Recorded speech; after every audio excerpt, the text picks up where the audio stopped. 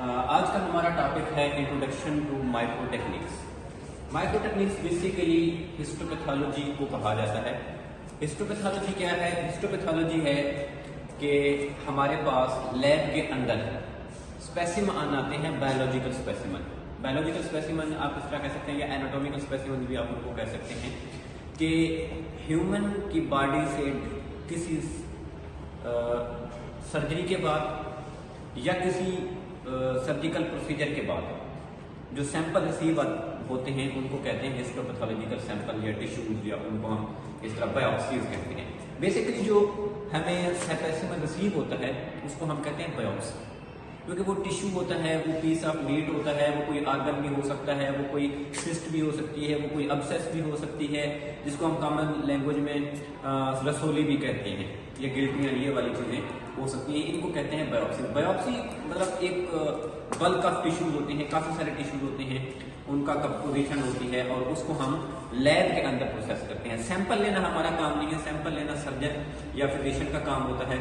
कुछ सैंपल ऐसे होते हैं जो सर्जन ने सर्जरी के बाद लेने होते हैं, जैसे कोई किसी पेशेंट का कोई किसी आर्गन में एबनॉर्मलिटी आ रही है तो उसका वो आर्गन रिमूव कर दिया जाता है, या किसी पेशेंट का ऐसा है कि उसको कोई ऐसी सिस्ट है जिसको रिमूव करने की जरूरत नहीं है, उसको देखना है कि इसके अंदर किस तरह के सेल्स आ रहे हैं, तो उसका सैंपल फाइन नीडल एस्पिरेशन के थ्रू लिया जाता है।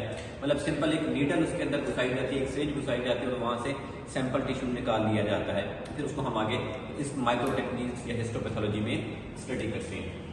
प्रिपरेशन भी होती है कि टिश्यू की जो प्रिपरेशन है लैब हॉस्पिटल के अंदर, वो लैब का काम नहीं है। मैं सर्जन का काम है, उसने या तो कोई आर्गन रिमूव करना है, या कोई अब्सेस या कोई टिश्यू रिमूव करना है ह्यूमन बॉडी से, लिविंग बॉडी से, तो वो प्रिपरेशन करके हमारे पास भिजवा देंगे। एक्विजिशन भी उनका ही काम है, कि जैसे किसी सर्जन का या किसी डॉक्टर का, रेडियोलॉजिस्ट का काम है कि वो अपने किसी रेडियोलॉजिकल प्रोसेस के बाद फाइन नीडल एस्पिरेशन के जरिए क्या करते हैं, FNAC कहते हैं इसको, वैसे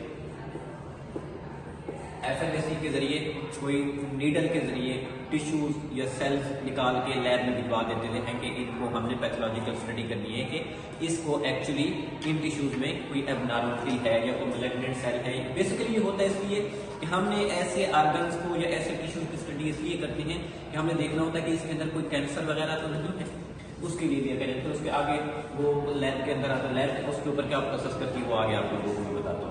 जैसे ये स्पेसिमन लिया जाता है, फौरन से उसी डिपार्टमेंट की जिम्मेदारी होती है जहां पे ये स्पेसिमन लिया जाता है कि वो उसको फिक्स कर दे।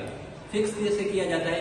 फिक्सेटिव, डिफरेंट टाइप के फिक्सेटिव यूज होते हैं, लेकिन मोस्ट कॉमन फिक्सेटिव जो हमारे पास यूज होता है वो 10% फार्मलिन है। 10% फार्मलिन, 10% फार्मलिन या 10% फार्मल्डिहाइड है, कि उसको हम, हमारे पास फार्मलिन आती है लैब में 40% के हिसाब से आती है, लेकिन हमने उसको नॉर्मल सलाइन डाल के हमने उसको डाइल्यूट करके 10% बना देता होता है। फिक्सेटिव जो है फौरन से हमारे पास टिश्यू जो आएगा इसका कंटेनर के अंदर होगा, उसके ऊपर 10 टाइम्स, इससे 10 टाइम्स ज्यादा हमने फिक्सेटिव के साथ इस कंटेनर को भर देना है। फिक्सेटिव यूज क्यों होते हैं?